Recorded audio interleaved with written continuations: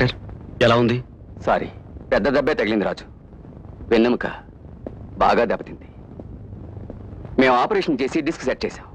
అయినా ఆ పిల్ల వాళ్ళకి స్పర్శ రాకపోవచ్చు.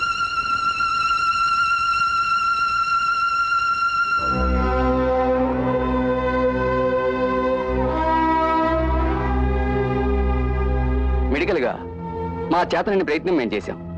పాపం ఆ పిల్లకి జీవితాంతం క్రచెస్ మీద ఆధారపడాలి.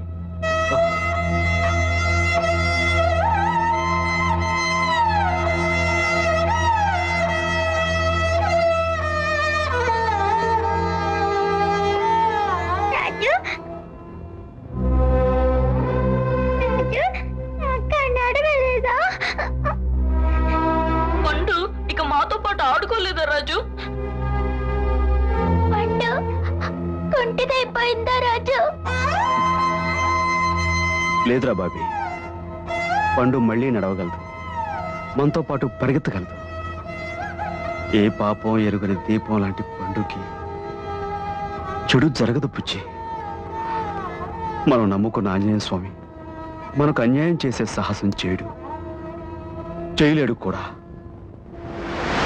స్వామి ఆంజనేయ, ఏ తల్లి కన్నబిడ్డలో అనాథలు నా ఇంటి దీపాలై పెరుగుతున్నారు.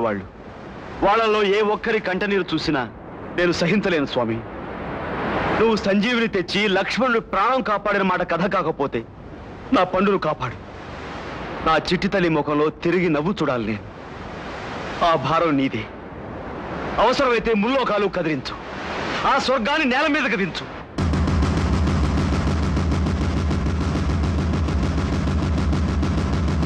నారాయణ నారాయణ. త్రిలోక సంచారులకు అభివాదములు. శుభమస్తు. నారద, ఏమిటి విశేషములు? దేవేంద్ర, అతిలోక సుందరి నీ ముద్దుల కూతురు ఇంద్రజ నీ దర్శనార్థమై ఏతించుతున్నది.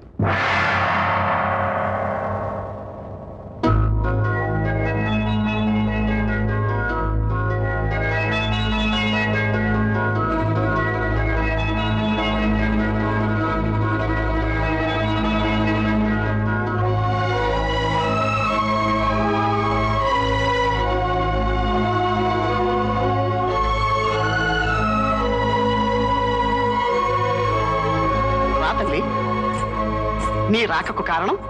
జనక, నాదొక చిన్న కోరిక. చెప్పు తల్లి. ఇష్టసకులతో కూడి భూలోక విహారము చేయవలనని. భూలోక విహారమా? ఏమున్నదొచ్చట? పారిజాతములా, నందనవనములా? అంతకు మించిన అందాలున్నవని తెలియవచ్చినది జనక. హిమశిఖరములట, సుమవనములట, సరస్సులట, సరోజములట, జలపాతములట, జలకములట, సాక్షాత్తు పరమశివుడు తపమాచరించిన కైలాసగిరి ప్రాంతము అత్యంత సుందరమట. అచ్చటగల మానస సరోవరము, ఆహా, చూచుటకు మీకున్న 1000 కనులు చాలవట. అది దర్శించవల్లని నా మనసు విళ్ళూర్చున్నది. మానస సరోవర సందర్శనాపేక్ష నీకు కలిగిన యోచన, లేక ఈ కలహ భోజనుడి ఆలోచన? నారాయణ సహస్రలోచన. ఎంత మాట! గత కాలమున కలహ భోజనుడు నామము నా ఎడల సార్థకమైనను, ప్రస్తుత కాలమున నిష్కారణముగా కలహము రేపు భూలోకవాసుల ముందు నా విద్య పాటిది. ఆహా, మరల ఏదైనా లోక కళ్యాణమునకు తలపెట్టి తిరేమోనని. జనక, అకారణముగా నారద మునింద్రులపై నిందలేలా? ఇది నా దందమును ఉదయించిన కోరికే. అనుమతినిచ్చిన క్షేమముగా పోయిరమ్మ. కళ్యాణమస్తు. ఇష్టకామ్యార్థ సిద్ధిరస్తు. స్వామి, ఏమిటి మీరు అనేది? నిజం నాయన. ఆంగ్ల వైద్యం నయం చేయలేని దీర్ఘరోగాలను ఆయుర్వేదం చక్కబరిచిన దృష్టాంతాలు మనకెన్నో ఉన్నాయి. స్వామి, నా మొర విని ఆ వాయుపుత్రుడు ఈ ఆయుర్వేద వైద్యుడిని నా దగ్గరికి పంపించాడు అనుకుంటాను. చెప్పండి స్వామి, మా పండు తిరిగి మామూలు మనిషి కావడానికి నన్నేం చేయమంటారో చెప్పండి.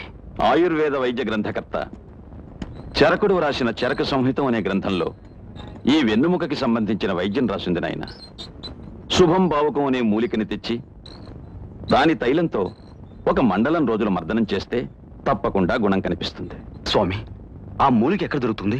హిమాలయాల్లోని కైలాస శిఖర ప్రాంతంలో ఉన్న మానస సరోవరం పరిసరాల్లో మాత్రమే ఆ శుభం భావుక లతలు కనిపిస్తాయి. వాటిని ఎలా గుర్తించడం? అవి స్వయం ప్రకాశాలు. అంటే ఆ లతలు దివ్య తేజస్సును, చిక్కటి వెలుగును వెదజల్లుతూ ఉంటాయి. స్వామి, మీ రుణం తీర్చుకోలేను.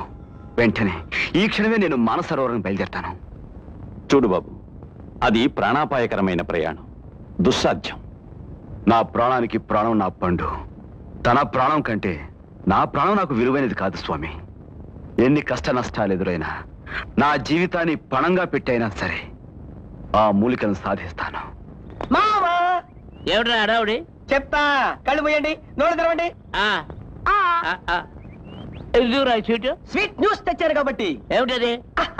మన రాజుగారి దగ్గర ఉన్న పండు కాలు విరిగిందంట. ఆ. ఎవడో తలకమాసినోడు వచ్చి హిమాలయ పర్వతాల్లో ఉన్న మానస సరోవరం నుంచి మూలికలు తెచ్చి కాలికి రుద్దితే కాలు నయమైపోతుందని అన్నారంట. ఆ. అందుకని మన రాజుగాడు మంచు కొండల్లోకి పడిపోయాడు. మటాష్! హిమాలయంలో ఉన్న మానసరోవరానికి వెళ్ళడం అంటే మాట్లా. అక్కడ చలిలో మంచులో కూరుకుపోతాడు, గడ్డ కట్టుకుపోతాడు. ఆ అయితే రేపటి నుంచి ఊరికి మనం మాత్రమే గైడ్లో ఉన్నమాట. డంగడక్క డంగడక్క డంగడక్క డంగ. పండు, మన రాజు ఇంకా తిరిగి రాడా? రండి, మనం వెళ్ళి రాజు క్షేమంగా తిరిగి రావాలని ఆంజనేయ స్వామి దగ్గర వేడుకుందాం. రండి.